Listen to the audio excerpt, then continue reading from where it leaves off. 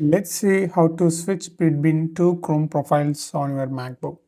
You just open the Chrome. So this is the first time you open, means after restart. You can see the profiles here. You just select one. If you want to switch the profile, you just minimize the window if it's selected to full screen. Now you can see this tab. You can also do that on the full screen. You just move the cursor over here, then profile, this option. So here you can see the profile, click the profile, and here you can see all your profile. You just select another one. So it's switched. Here you can see the another account. If you want to change again profile, select this one. So like that you can change the profiles and use the work. There is another way you can do that. You can click the three dots and here you need to come and other profile.